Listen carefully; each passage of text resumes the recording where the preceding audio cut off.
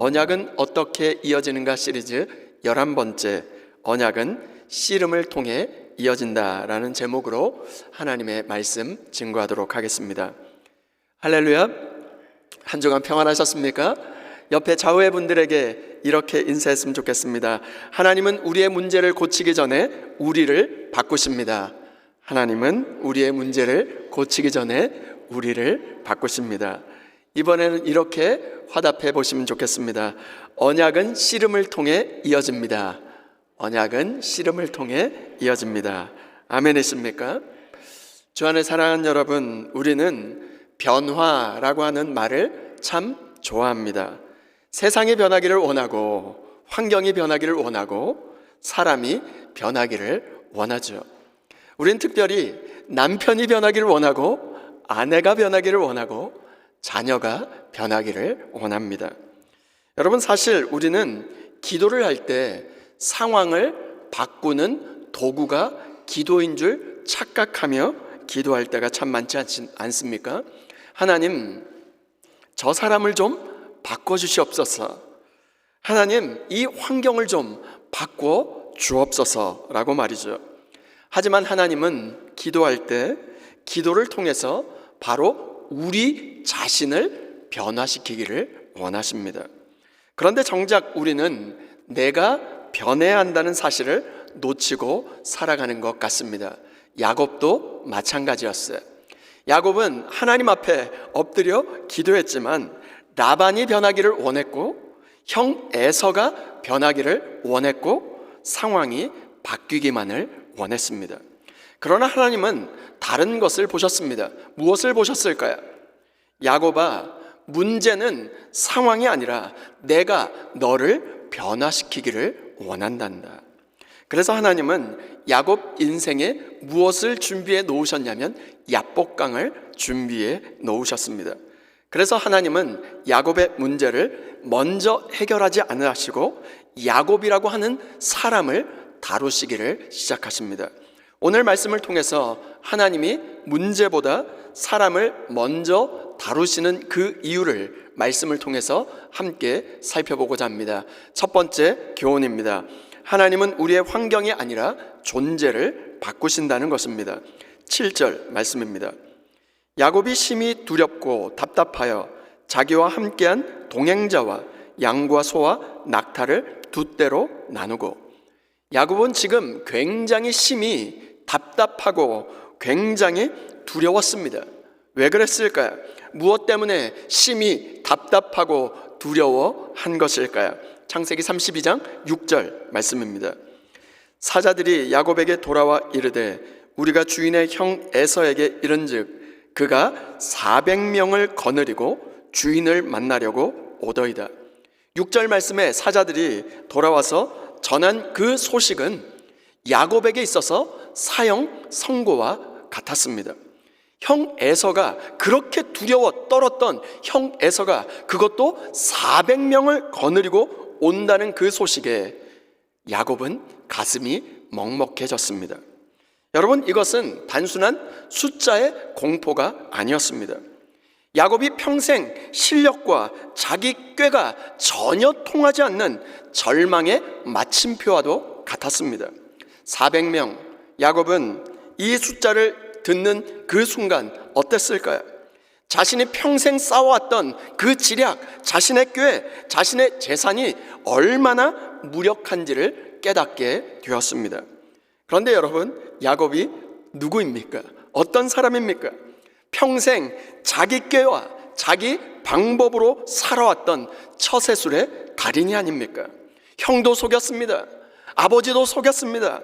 외삼촌 라반 밑에서 기어이 어떻게 됩니까? 자기 재산을 일구어 왔던 처세술의 달인이 아니었습니까? 야곱은 자신의 모든 방법을 다 동원했습니다. 재산을 둘로 나눕니다. 형 에서를 위한 선물을 준비합니다. 철저하게 계산하고 모든 전략을 세웠습니다. 주 안에 사랑하는 여러분, 야곱이 때를 둘로 나누었을 때 그의 손은 이미 떨리고 있지 않았을까요? 이것은 지혜로운 분산 투자라고 하기보다는 내 방법이 여기까지구나. 정말로 두 손 두 발을 드는 항복의 선언과 같았을 것입니다. 하나님은 바로 이 지점에서 야곱의 손에 힘이 빠지기만을 기다리고 계셨을 것입니다. 야곱의 처세술은 400명의 군사 앞에서 그 형 에서가 거느리고 왔던 그 400명의 군사 앞에서 아무런 소용이 없었습니다. 우리는 흔히 이렇게 생각합니다. 환경만 바뀌면 행복할 텐데, 저 400명만 사라지면 내가 살 것 같은데 라고 생각합니다. 하지만 기억하시길 바랍니다. 환경의 변화는 우리에게 잠깐의 행복, 평안을 줄 뿐입니다. 그런데 우리의 존재가 변화되는 그 순간 우리는 영원한 승리를 만끽할 수 있습니다. 주님께서 이렇게 말씀하십니다. 야곱아, 문제는 상황이 아니라 나는 너를 변화시키기를 원한단다. 하나님은 야곱을 괴롭히던 형 에서를 제거하는 그 쉬운 길을 선택하지 않으셨습니다. 대신 야곱이라고 하는 그 사람 자체를 깨트리고 다시 세우기를 원하셨습니다. 그런 의미에서 문제의 크기를 줄이는 그 기도를 하는 것이 아니라, 하나님, 내 믿음의 그 크기를 정말로 크게 하여 주옵소서, 이렇게 기도할 수 있기를 소원합니다. 그것이 야곱이 야복강가에서 배운 언약의 비밀이었어요. 여러분, 독수리를 한번 생각해 보시면 좋겠습니다. 독수리는 폭풍이 다가올 때 폭풍의 그 비바람을 피하지 않고 그 바람을 타고 올라갑니다. 폭풍은 여전히 그대로 사라지지 않았지만 독수리가 바람을 대하는 방식을 바꾸었을 때 바로 날개를 펴서 그 바람을 타고 날아오르게 되는 것이죠. 그때 폭풍은 더 이상 재앙이 아니라 독수리를 더 높이 날아오르게 하는 비상의 도구가 되는 것입니다.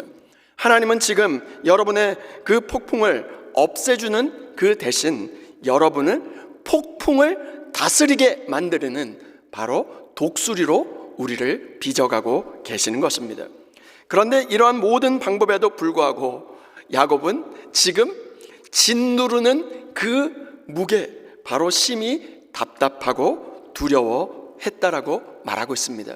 왜 그랬을까요? 자기 머리로는 도저히 계산이 안 나오는 상대를 만났기 때문입니다. 야곱에게 형 에서가 데려온 그 400명은 단순한 숫자가 아니었습니다. 그것은 내 방법이 전혀 통하지 않는 막다른 그 골목이었습니다. 내가 가진 인맥도 안 되고 내가 모아둔 돈으로도 해결이 안 되고 내 실력과 내 경험으로 도저히 막을 수 없는 그 현실, 바로 압도된 절망 앞에 서게 되었습니다. 주 안에 사랑하는 여러분, 여러분의 인생에도 형 에서가 이끄는 400명과 같은 상황이 맞닥뜨려지지 않습니까? 밤잠을 설쳐가며 계산기를 두드려 봐도 답이 나오지 않는 경제적인 위기, 백방으로 뛰어다녀도 문이 열리지 않는 자녀의 문제, 내 열심과 상관없이 바로 무너져 버린 내 건강, 내 열심과 상관없이 살아가고 있는 나의 현실, 이것이 바로 야곱이 마주했던 야복강의 밤이었습니다. 야곱이 때를 두 때로 나눈 것은 지혜가 아니었습니다. 그것은 처절한 발버둥이었어요. 반이라도 건지자는 그 선택은 사실 야곱의 인생 전체를 부정당하는 순간이었습니다. 이때 야곱이 느낀 두려움은 단순한 두려움이 아니라 내 인생의 운전대를 내가 잡고 있다라고 믿었는데 사실 나는 아무런 힘도 없는, 정말 아무것도 할 수 없는 존재이구나, 처절한 자기 파산의 고백이었습니다.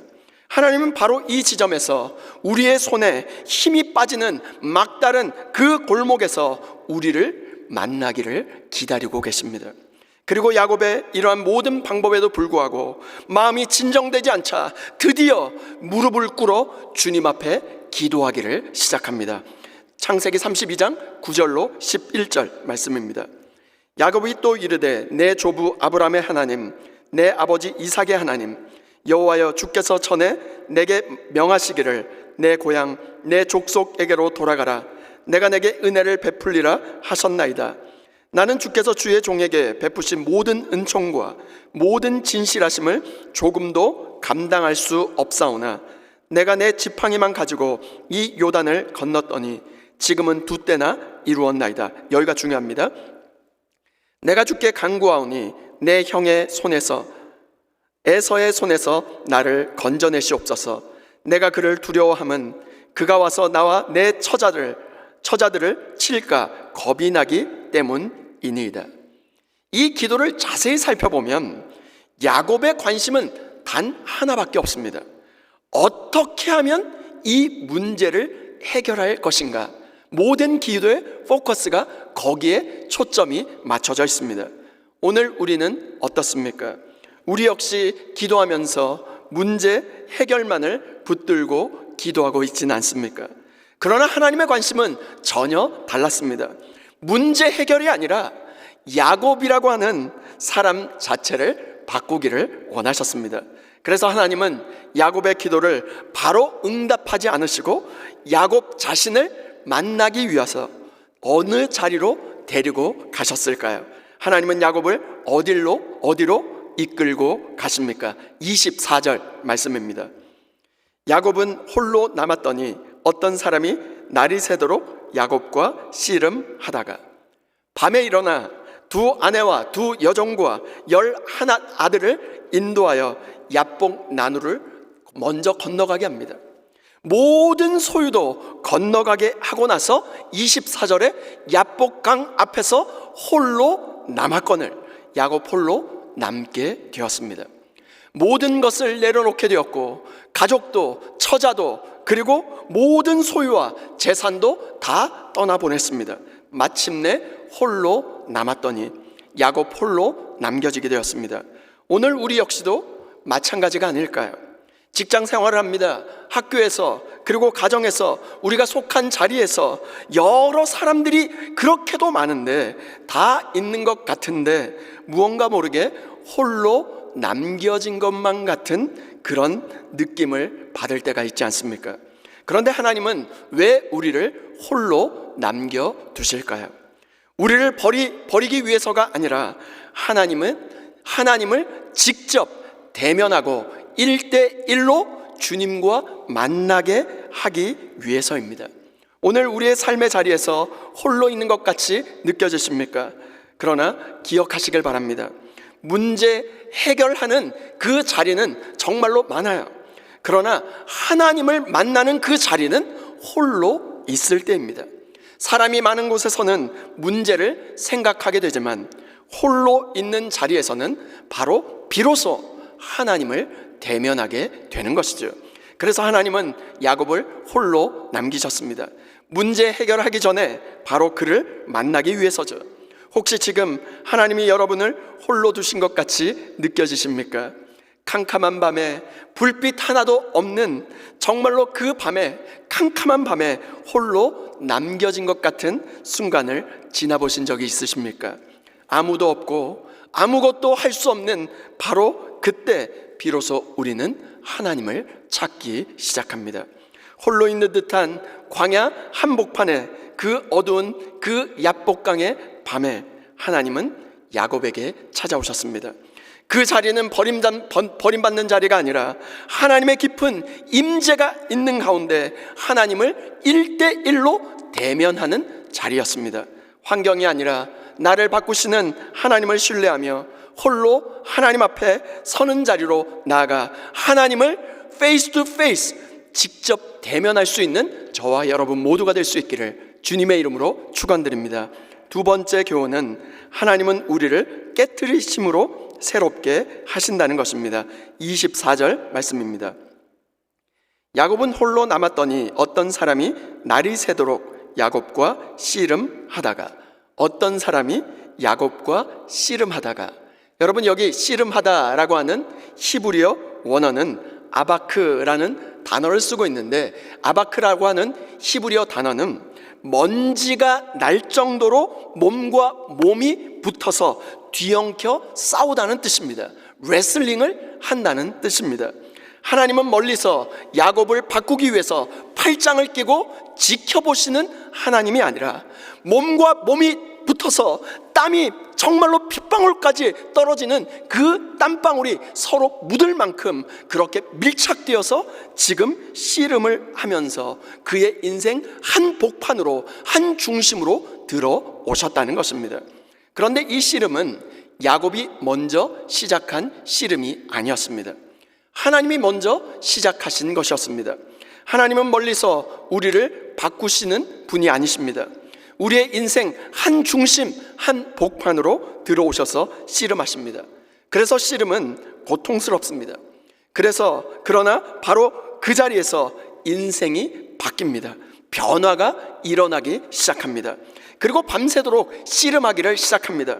갑자기 하나님이 야곱의 환도뼈를 치셨습니다. 25절 말씀입니다. 자기가 야곱을 이기지 못함을 보고 그가 야곱의 허벅지 관절을 치매 야곱의 허벅지 관절이 그 사람과 씨름할 때 어긋났더라. 여러분, 왜 수많은 것 중에 야곱의 환도뼈, 허벅지 관절을 쳤을까요? 야곱에게 허벅지 관절, 환도뼈는 무엇이었을까요? 야곱이 의지했던 마지막 보루, 마지막 힘이 아니었을까요? 약삭 빠르고 그 잔꾀로 자기 힘으로 살았던, 이리저리 정말로 재빨리 움직이게 만들었던 마지막 보루라고 할 수 있었던 바로 환도뼈를 치셨습니다. 야곱의 삶을 지탱시켜주던 마지막 힘, 그것이 끊어지게 되었습니다. 주 안에 사랑하는 여러분, 오늘 우리의 삶의 환도뼈는 무엇입니까? 내 경험입니까? 내 능력입니까? 내 자존심입니까? 내가 붙들고 있는 그 어떤 것입니까? 하나님은 그것을 치십니다. 하나님은 야곱을 이기기 위해서 치신 것이 아니라 야곱이 더 이상 바로 자기 힘으로 살지 못하도록 바로 환도뼈를 치신 것입니다. 왜냐하면 그것이 무너지지 아니하면 하나님을 붙들고 살지 못하기 때문입니다. 세상에선 강한 것이 승리라고 말합니다. 그러나 하나님 앞에서는 다릅니다. 하나님 앞에서 무너지는 것이, 하나님 앞에 굴복하는 것이, 하나님 앞에 엎드리는 것이 승리인 것입니다. 야곱은 더 이상 싸우지 않았습니다. 하나님만을 붙들었습니다. 창세기 32장 26절 말씀입니다. 그가 이르되 날이 세려하니 나로 가게 하라. 야곱이 이르되 당신이 내게 축복하지 아니하면 가게 하지 아니하겠나이다. 당신이 내게 축복하지 아니하면 절대로 갈 수 없습니다. 놓고 가지 않게 만들겠습니다. 이것이 바로 야복입니다. 이것이 바로 믿음입니다. 이것이 바로 변화입니다. 그리고 하나님께서 야곱에게 이렇게 물으셨습니다. 27절 말씀입니다. 그 사람이 그에게 이르되 내 이름이 무엇이냐? 그가 이르되 야곱이니이다. 내 이름이 무엇이냐? 주 안에 사랑하는 여러분, 이 질문은 어디서 한번 들어본 질문 같지 않으십니까? 20년 전이었습니다. 아버지 이삭이 눈이 침침해서 야곱에게 묻습니다. 내가 누구냐? 그때 야곱이 뭐라고 이야기했습니까? 아버지, 저는 에서입니다. 거짓이었습니다. 속임이었습니다. 자기가 아닌 다른 사람으로 살았던 야곱이 아닙니까? 그런데 오늘 이 밤 바로 야복강에서 하나님이 다시 물으셨을 때 뭐라고 말합니까? 내 이름이 무엇이냐? 이번에는 달랐습니다. 주님, 저는 야곱입니다. 처음으로 속이지 않았습니다. 처음으로 꾸미지 않았습니다. 처음으로 있는 그대로 하나님 앞에 대면하여 페이스 투 페이스 주님의 얼굴을 바라보며, 주님, 저는 야곱으로 살았습니다. 저는 지금까지 내 힘으로, 약삭빠르게 내 꾀로, 내 경험으로, 내 지혜로, 내 계산과 내 모든 것으로 살았던 야곱입니다. 끝까지 내려놓지 못했고 속였고 빼앗았고 가로채며 살아왔습니다. 야곱은 단순한 이름이 아니었습니다. 내 힘, 내 뜻, 내 계산, 내 경험 끝까지 붙들고 살아왔던 야곱의 삶 그 자체였습니다. 그런데 하나님이 그 말을 듣고 하나님이 이렇게 선언하십니다. 28절 말씀입니다. 그가 이르되 내 이름을 다시는 야곱이라 부를 것이 아니요 이스라엘이라 부를 것이니 이는 내가 하나님과 및 사람들과 겨루어 이기었음이니라. 이제 너의 이름이 야곱이 아니라 이스라엘로 부를 것이다. 여러분, 이것은 무슨 말일까요? 이스라엘, 하나님과 겨루어 싸워 이름 이긴 자, 하나님과 씨름한 자, 하나님께 붙들림 바 된 이름이 바로 이스라엘이었습니다. 여러분, 이것은 단순한 이름이 바뀐 정도가 아니었습니다. 이스라엘은 싸워서 이긴 사람이 아니라 하나님께 붙들림 받은 인생, 바로 완전히 주인이 바뀐 삶을 뜻하는 것입니다. 사람과 씨름하면 상처가 남고 하나님과 씨름하면 인생이 바뀌는 것입니다. 아멘이십니까? 그래서 우리는 이렇게 고백합니다. 야곱은 붙잡는 사람입니다. 이스라엘은 붙들린 사람입니다. 야곱은 자기 힘으로 살던 사람입니다. 이스라엘은 하나님께 맡겨진 사람입니다. 야곱은 붙잡는 인생이었다가 이스라엘은 붙들림 받은 인생이 되었습니다. 야곱에서 이스라엘로 바뀐 것은 단순한 이름이 바뀐 것이 아닙니다. 바로 인생의 주인이 바뀐 것이죠. 하나님은 환경을 바꾸기 전에 이름을 바꾸십니다. 상황을 바꾸기 전에 우리 전 존재를 바꾸기를 원하십니다. 그래서 오늘 하나님이 우리에게 물으십니다. 내 이름이 무엇이냐?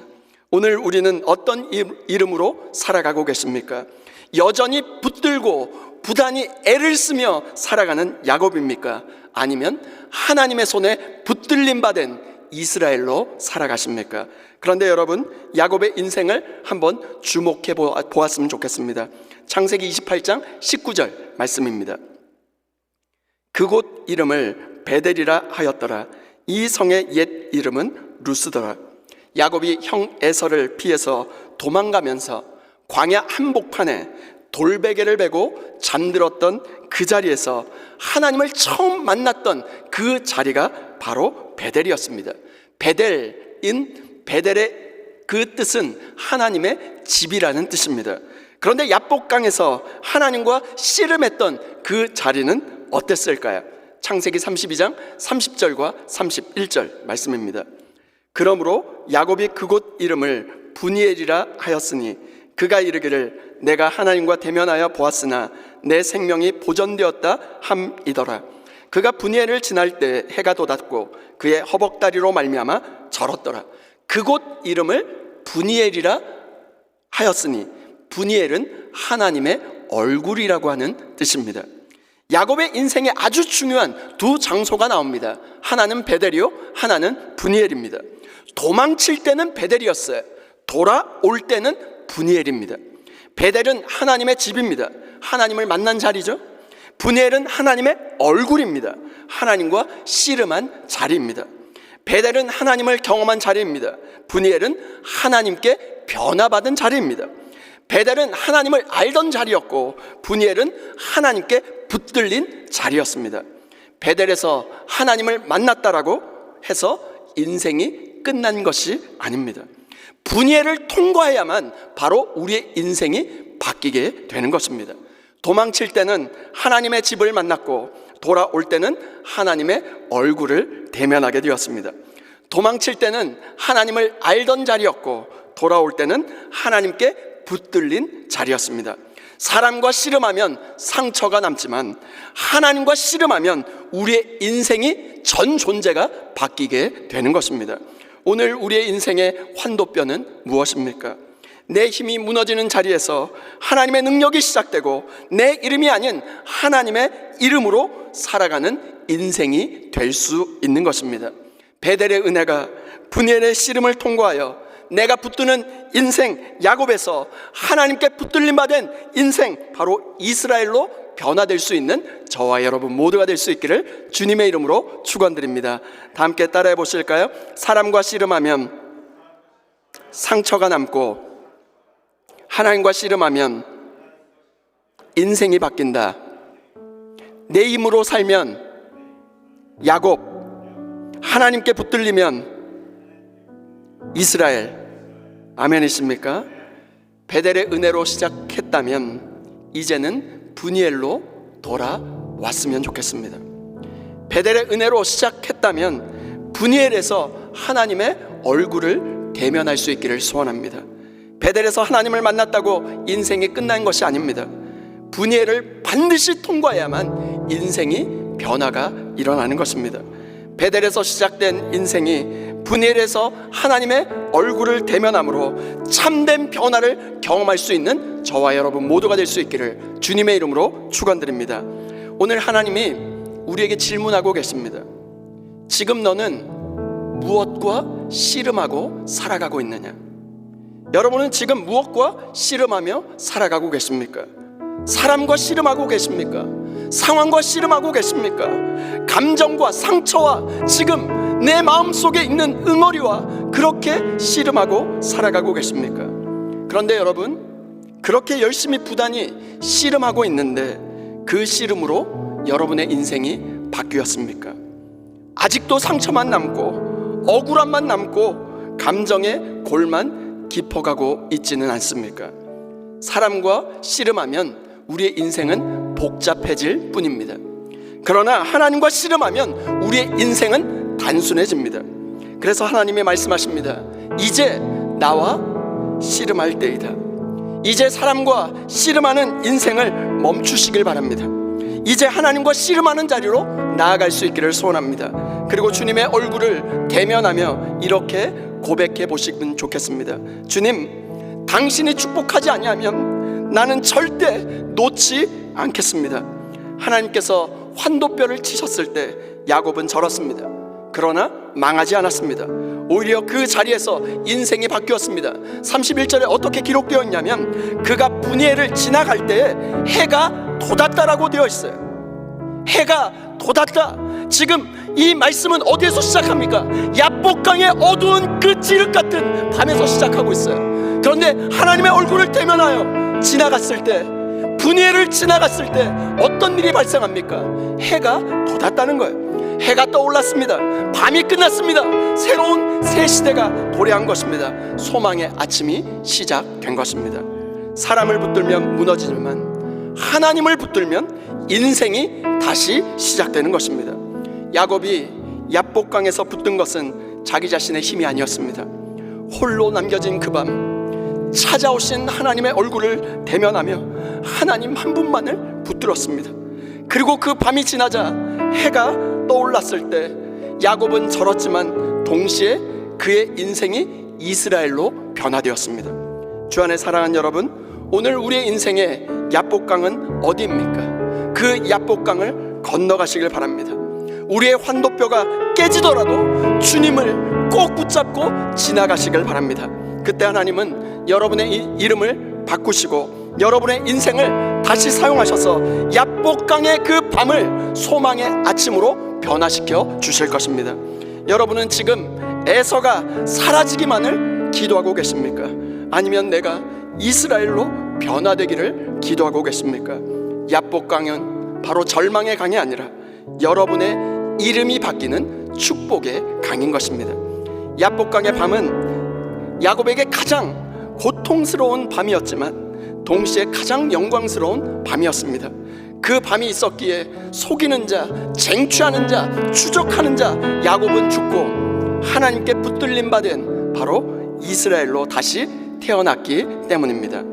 지금 여러분을 잠 못 들게 하는 에서의 400명은 무엇입니까? 하나님은 오늘 그 문제를 치워주겠다라고 약속하기보다는 그 문제보다 더 큰 이스라엘로 여러분을 세우겠다 약속하고 계십니다. 상황이 변하기를 기다리지 마십시오. 여러분이 변하면 상황은 이미 정복된 것입니다. 여러분의 인생에 닥친 고난은 여러분을 무너뜨리는 장애물이 아니라 여러분을 이스라엘로 빚으시는 하나님의 거룩한 도구입니다. 이제 문제와 상황에 짓눌려 살지 마시길 바랍니다. 여러분의 존재를 바꾸시는 하나님의 손길에 온전히 반응했으면 좋겠습니다. 언약은 씨름을 통하여 이어짐을 믿고 야복강의 밤이 소망의 아침으로 변화되어 바로 언약의 상속자로 쓰임받을 수 있는 저와 여러분 모두가 될 수 있기를 주님의 이름으로 축원드립니다.